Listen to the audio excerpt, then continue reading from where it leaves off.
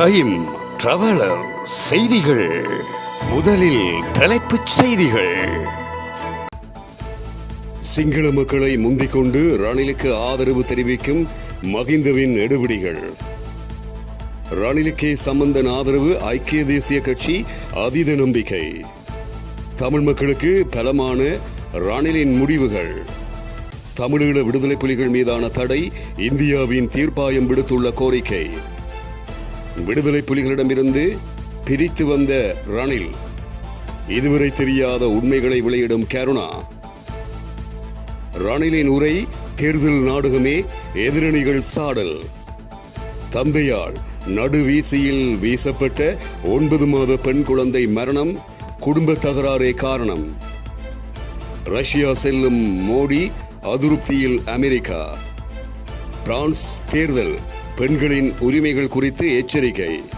காசா மீதான இஸ்ரேலின் தாக்குதல், இடம்பெயர்ந்த பலஸ்தீனர்களை குறிவைத்ததில் 32 பேர் மரணம். தொடர்வென விரிவான செய்திகள். ரணில் விக்ரமசிங்கவுக்கு சிங்கள மக்கள் ஆதரவு தெரிவிப்பதற்கு முன்னர் மகிந்தவின் எடுபிடிகளான விநாயகமூர்த்தி முரளிதரன் மற்றும் சிவனேசதுரை சந்திரகாந்தன் ஆகியோரே ஆதரவு தெரிவித்திருக்கின்றார்கள் என நாடாளுமன்ற உறுப்பினர் சாணக்கியன் குறிப்பிட்டிருக்கின்றார். ஊடகங்களுக்கு கருத்து தெரிவிக்கும் போதே அவர் மேற்கண்டவாறு கூறினார். அத்துடன் தமிழ் மக்களை விரோதிகளாக பார்க்கும் ராஜபக்சாக்களின் குடும்பம் மற்றும் அவர்களின் பினாமிகளை இந்த ஆட்சியில் இருந்து அகற்றப்பட வேண்டும். அவ்வாறான ஒரு மாற்றம் இந்த வருட தேர்தலின் ஊடாக இடம்பெற வேண்டும் என சாணக்கியன் மேலும் குறிப்பிட்டுள்ளார். எதிர்வரும் ஜனாதிபதி தேர்தலில் ரணில் விக்ரமசிங்கவுக்கு ஆதரவு வழங்கும் தீர்மானத்தை தமிழ் தேசிய கூட்டமைப்பின் தலைவர் சம்பந்தன் எடுப்பார் என்று நம்புகின்றோம் என்று ஐக்கிய தேசிய கட்சியின் தவிசாளரும் நாடாளுமன்ற உறுப்பினருமான வஜிர அபேவர்த்தன குறிப்பிட்டுள்ளார். ஊடகங்களுக்கு கருத்து தெரிவிக்கையிலேயே அவர் மேற்கண்டவாறு குறிப்பிட்டார். அவர் மேலும் தெரிவிக்கையில், இலங்கையில் மிகவும் அரசியல் அனுபவம் வாய்ந்த சிங்கள தலைவர்களில் ஜனாதிபதி ரணில் விக்ரமசிங்க முக்கிய இடம் வகிக்கின்றார். இதேவேளை மிகவும் அரசியல் அனுபவம் வாய்ந்த தமிழ் தலைவர்களில் சம்பந்தன் முக்கிய இடம் வகிக்கின்றார். இருவரும் தவிர்க்க முடியாத ஆளுமைகள். எதிர்வரும் ஜனாதிபதி தேர்தலில் ரணில் விக்ரமசிங்கவுக்கு ஆதரவு வழங்கும் தீர்மானத்தை தமிழ் தேசிய கூட்டமைப்பின் தலைவர் சம்பந்தன் எடுப்பார் என்று நம்புகின்றோம். அத்துடன் அந்த தீர்மானத்துக்கு வடக்கு கிழக்கு தமிழ் கட்சிகளினுடைய தலைவர்களும் இணங்குவார்கள் என்று நம்புகின்றோம். எனவே வடக்கு கிழக்கு தமிழ் மக்களின் அமோக வாக்குகளால் ரணில் விக்ரமசிங்கே வெற்றி பெறுவார் என்று நம்புகின்றோம் என அவர் மேலும் குறிப்பிட்டுள்ளார். தமிழ் மக்களுக்கு நன்மை அளிக்கக்கூடிய முடிவுகளையே ரணில் விக்ரமசிங்கே தற்போது வரை முன்னெடுத்து வருகின்றார் என்று கொழும்பு பல்கலைக்கழக சட்டத்துறை பேராசிரியர் ஆனா சர்வேஸ்வரன் குறிப்பிட்டுள்ளார். லங்காசிரியின் ஊடுருப்பு நிகழ்ச்சியில் கலந்து கொண்டு கருத்து தெரிவிக்கும் போதே அவர் இவ்வாறு கூறியுள்ளார். கோட்டாபய ராஜபக்சவின் காலப்பகுதியில் சிறுபான்மை மக்களான தமிழ் முஸ்லிம் மக்களை பாதிக்கும் வகையிலான செயற்திட்டங்கள் மற்றும் ரணில் விக்ரமசிங்கே அவர்களை நேரடியாகவும் மறைமுகமாகவும் பாதிக்கும் சில முன்னெடுப்புகள் இடம்பெற்றுள்ளன. இதன்போது ரணில் விக்ரமசிங்கே சில புதிய மாற்றங்களை முன்னெடுத்தார். அவ்வாறு முன்னெடுக்கப்பட்ட மாற்றங்கள் சிறுபான்மை மக்களுக்கு நன்மையாகவே அமைந்ததென கொழும்பு பல்கலைக்கழக சட்டத்துறை பேராசிரியர் குறிப்பிட்டிருக்கின்றார். தமிழீழ விடுதலை புலிகள் அமைப்பை சட்டவிரோத அமைப்பு என்று ஏன் பிரகடனப்படுத்தக்கூடாது என்பதற்கான காரணங்களை விளக்குமாறு விடுதலை புலிகள் அமைப்புக்கு இந்தியாவின் தீர்ப்பாயம் ஒன்று அறிவித்தல் விடுத்துள்ளது. டெல்லி மேல் நீதிமன்றில் இயங்கும் சட்டவிரோத செயற்பாடுகளை தடுக்கும் சட்ட தீர்ப்பாயம் கடந்த 14ஆம் நாள் இந்த அறிவித்தலை அனுப்பியுள்ளது. கடந்த மே மாதம் இந்தியா விடுதலை புலிகள் அமைப்பு மீதான தடையை 5 ஆண்டுகளுக்கு நீடித்திருந்தது. 2009ஆம் ஆண்டு இலங்கையில் விடுதலை புலிகள் அமைப்பு இராணுவ ரீதியாக தோற்கடிக்கப்பட்டாலும் சர்வதேச அளவில் விடுதலை புலிகள் அமைப்பின் செயற்பாடுகள் தொடர்வதாக இந்திய வெளிவிவகார அமைச்சு வெளியிட்டிருந்த குறிப்பு ஒன்றில் சுட்டிக்காட்டப்பட்டிருக்கிறது. மேலும் விடுதலை புலிகள் அமைப்பின் சர்வதேச செயற்பாடுகள் இன்னும் இந்தியாவின் இறைமையை பாதிக்கும் வகையிலேயே அமைந்திருப்பதாக இந்திய மத்திய அரசாங்கத்தின் சார்பில் மேற்குறிப்பிட்ட தீர்ப்பாயத்தில் விளக்கமளிக்கப்பட்டிருக்கிறது. விடுதலை புலிகள் இயக்கத்தில் இருந்து என்னை வெளியில் அழைத்து வந்தது ஜனாதிபதி ரணில் விக்ரமசிங்கே அவர்கள்தான். இதன் காரணமாகத்தான் யுத்தம் முடிவடைந்தது என முன்னாள் பிரதி அமைச்சர் விநாயகமூர்த்தி முரளிதரன் குறிப்பிட்டிருக்கின்றார். ஊடகவியலாளர்களிடம் கருத்து தெரிவிக்கும் போதே அவர் மேற்கண்டவாறு குறிப்பிட்டிருக்கின்றார். தொடர்ந்தும் தெரிவிக்கையில், மூன்றாம் ஆண்டு நாங்கள் விடுதலை புலிகள் இயக்கத்தில் இருந்து பிரிந்து வந்த பொழுது மட்டக்களப்பு மாவட்டத்தில் இருந்து என்னை அழைத்துச் சென்றவர்கள் அலிசாகிர் மௌலானாவும் அன்வர் ஹாஜியாரும் தான். அன்வர் ஹாஜியாரின் வாகனத்தில் தான் நான் வந்தேன். அந்த இருவராலும் தான் நாங்கள் அன்று காப்பாற்றப்பட்டோம். இந்த உண்மை இப்போது வரை யாருக்கும் தெரியாது. இதற்கு முன்னர் இருந்த ஜனாதிபதி கோட்டாபய ராஜபக்ச நாட்டை அதல பாதாளத்தில் தள்ளிவிட்டு சென்றிருக்கின்றார். அதன் பின்னர் ஜனாதிபதி ரணில் விக்ரமசிங்க நாட்டை பொறுப்பேற்றதன் பின்னர் தான் நாங்கள் சந்தோஷமாகவும் இருக்கின்றோம் என்றும் அவர் குறிப்பிட்டார். இலங்கை வங்குரோத்த நிலையிலிருந்து மீண்டுவிட்டது என்கின்ற அறிவிப்பை ரணில் விக்ரமசிங்க இன்று அறிவிப்பார் என்று ஆளும் கட்சி தகவல்கள் வெளியிட்டிருக்கின்ற நிலையில் இது தேர்தல் நாடகம் என்று எதிரணிகள் சாடியுள்ளன.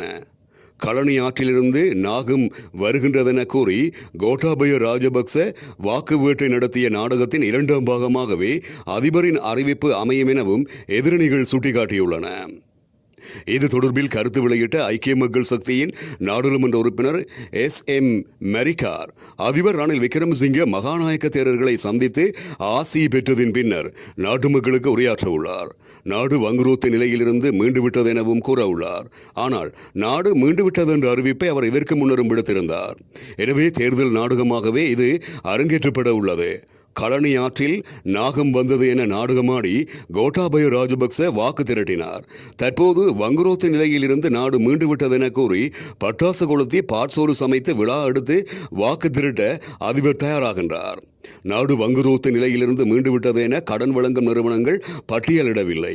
எனவே இந்த கண்துடைப்பு நாடகத்தை மக்கள் நம்பக்கூடாது. அதேவேளை சம்பந்தப்பட்ட நிறுவனங்களே இது தொடர்பான அறிவிப்பை விடுக்க வேண்டும் என்றும் மாறாக அதிபர் விடுப்பதில் பயன் எதுவும் இல்லை என்றும் தேசிய மக்கள் சக்தி சுட்டிக்காட்டியுள்ளது. இந்தியா மதுரை மாவட்டம் சோழவந்தான் பசுபொன் நகரைச் சேர்ந்த விக்னேஷ் என்பவரும் அதே பகுதியைச் சேர்ந்த நாகசக்தி என்பவரும் 3 ஆண்டுகளுக்கு முன்பு காதலித்து திருமணம் செய்து கொண்டனர். இவர்களுக்கு 2 வயதான மகனும் 9 மாதத்தில் ஒரு மகளும் உள்ளனர். கணவன் மற்றும் மனைவி இருவருக்கும் இடையில் அடிக்கடி குடும்ப பிரச்சனை ஏற்பட்டு வந்த நிலையில் நாகசக்தி கோபித்து கொண்டு அவரது பாட்டி வீட்டுக்கு சென்றுள்ளார். இதனால் ஆத்திரமடைந்த விக்னேஷ் நேற்று முன்தினம் மனைவி தங்கியிருந்த பாட்டி வீட்டுக்கு சென்றுள்ளார். அங்கே சென்றவர் தகராறு செய்ய தனது மகனை மட்டும் தூக்கி கொண்டு அங்கிருந்து வெளியேறியுள்ளார் நாகசக்தி. இதனால் மேலும் ஆத்திரமடைந்த விக்னேஷ் தொட்டிலில் உறங்கிக் கொண்டிருந்த 9 மாதமான பெண் குழந்தையை தூக்கி நடுவீதியில் வீசி எறிந்துள்ளார். இதில் படுகாயமடைந்த குழந்தை அலறி துடித்துள்ளது. இதனை பார்த்த அயலவர்கள் குழந்தையை மீட்டு மருத்துவமனையில் அனுமதித்திருக்கின்றார்கள். ஆனால் சிகிச்சை பலனின்றி குழந்தை மரணமடைந்துள்ளது. இந்த சம்பவம் தொடர்பில் விசாரணையை மேற்கொண்ட போலீசார் விக்னேஷ் மீது கொலை வழக்கு பதிவு செய்து அவரை கைது செய்துள்ளார்கள். இந்திய பிரதமர் நரேந்திர மோடி எதிர்வரும் ஜூலை மாதம் ரஷ்யா செல்ல உள்ளார். 2019 ஆண்டு செப்டம்பர் மாதம் விளாடிவோஸ்டோக்கில் நடைபெற்ற கிழக்கு பொருளாதார மன்றத்தில் அதனுடைய மாநாட்டில் கலந்து கொள்ளவே மோடி ரஷ்யாவுக்கு சென்றிருந்தார். முன்பு இந்தியாவின் பிரதமராக 3வது முறையாகவும் மோடி பதவியேற்றிருந்த போது ரஷ்ய ஜனாதிபதி விளாடிமிர் புடின் தொலைபேசியில் அழைத்து வாழ்த்து தெரிவித்திருந்தார். இந்த நிலையிலேயே மோடி ரஷ்யாவுக்கு செல்ல உள்ளார். வருடாந்த இந்தியா ரஷ்யா உச்சி மாநாட்டில் கலந்து கொள்ளவே மோடி இம்முறை ரஷ்யா செல்கின்றார். 2000ஆம் ஆண்டு அக்டோபர் மாதம் ஜனாதிபதி விளாடிமிர் புடினின் இந்திய விஜயத்தின் போது வருடாந்திர இந்தியா ரஷ்யா உச்சி மாநாட்டை நடத்த இரு நாடுகளும் இணக்கத்தை ஏற்படுத்திக் கொண்டன. இதன் பிரகாரம் இந்த மாநாடு இந்தியா மற்றும் ரஷ்யாவில் மாறி மாறி நடைபெற்று வருகிறது. கடந்த உச்சி மாநாடு 2021ஆம் ஆண்டு டிசம்பரில் புதுடில்லியில் நடைபெற்றது. இதில் புடின் கலந்து கொண்டார். இந்த நிலையில் மோடியின் ரஷ்ய பயணத்திற்கு மேற்கத்திய எதிர்ப்புகள் கிளந்துள்ளன. உக்ரைன் விவகாரத்தில் ரஷ்யாவுக்கு எதிரான நகர்வுகளில் மேற்கத்திய நாடுகள் ஈடுபட்டு வரும் இந்த தருணத்தில் இந்தியா அதன் ஈடுபாட்டை ரஷ்யாவுடன் குறைத்துக் கொள்ள வேண்டும் என அமெரிக்கா உட்பட பல மேற்கத்திய நாடுகள் வலியுறுத்தி வருகின்றன. பிரான்சில் இனப்பெருக்க உரிமைக்கு ஆபத்து என கூறி ஆயிரக்கணக்கான பொதுமக்கள் வீதிகளில் இறங்கி போராட்டம் நடத்தியுள்ளனர். சுமார் 34,000 எதிர்ப்பாளர்கள் பிரான்ஸ் முழுவதிலும் 50க்கும் மேற்பட்ட பேரணிகளை நடத்தியிருப்பதாக சர்வதேச ஊடகங்கள் தெரிவிக்கின்றன. பிரான்ஸ் நாடாளுமன்ற தேர்தலின் முதல் சுற்றில் மக்கள் வாக்களிப்பதற்கு 1 வாரத்துக்கு முன்பதாக இந்த போராட்டம் இடம்பெற்றுள்ளது. கருத்து கணிப்புகளின்படி தேசிய பேரணி மற்றும் அதன் கூட்டணிகளும் முன்னிலை வகிக்கின்றன. இந்த நிலையில் தீவிர வலதுசாரிகள் ஆட்சிக்கு வரும்போது கருக்கலைப்புக்கான உரிமையை பாதிப்பதாக கருத்துக்கள் முன்வைக்கப்பட்டுள்ளன. இருப்பினும் கருக்கலைப்பு உரிமைகள் ஏனைய நாடுகளை விட பிரான்சில் சிறப்பாக பாதுகாக்கப்படுவதாகவும் தெரிவிக்கப்படுகிறது. இதனிடையே சட்டபூர்வ கால எல்லையை குறைப்பது அல்லது கருக்கலைப்பு மாத்திரைகளை கட்டுப்படுத்துவது போன்ற கருக்கலைப்பை மேற்கொள்வதனை கடினமாக்குவதனை எதிர்கால அரசாங்கம் தடுக்காது என சட்ட வல்லுநர்கள் எச்சரிக்கை விடுத்துள்ளனர். இஸ்ரேலிய படையினர் கடந்த 48 மணி நேரத்தில் காசா முழுவதிலும் 5 இடம்பெயர்ந்தோர் முகாம்களை குறிவைத்து தாக்குதல் நடத்தியிருப்பதாக தெரிவிக்கப்படுகிறது. இதன்படி இறுதியாக நடத்தப்பட்ட தாக்குதலில் சுமார் 32 பேர் கொல்லப்பட்டதாகவும் இதுவரை 139 பேர் மரணமடைந்திருப்பதாகவும் காசாவின் சுகாதார அமைச்சு செய்தியை வெளியிட்டிருக்கிறது. இந்த நிலையில் காசா இஸ்ரேல் போர் தொடர்பில் ராஜதந்திர ரீதியில் தீர்வு காண்பதையே தமது நாடு விரும்புவதாக இஸ்ரேலிய பாதுகாப்பு அமைச்சர் அமெரிக்க வெளியுறவுத்துறை அமைச்சரிடம் தெரிவித்திருப்பதாக சர்வதேச ஊடகங்கள் தெரிவிக்கின்றன. இதனிடையே தாக்குதலுக்குள்ளான பகுதிகளுக்கு பாலஸ்தீன செஞ்சிலுவை சங்கம் சுகாதார பொருட்களுடனான பொதிகளை விநியோகித்துள்ளது. இடம்பெயர்ந்தோர் தங்குமிடங்களில் அதிக நெரிசலால் ஏற்படும் நோய் பரவலை குறைப்பதனை நோக்கமாக கொண்டு இந்த உதவிகள் வழங்கப்பட்டிருப்பதாக சர்வதேச ஊடகங்கள் செய்தியை வெளியிட்டிருக்கின்றன. இத்துடன் டைம் டிராவலர் செய்திகள் நிறைவடைகின்றன.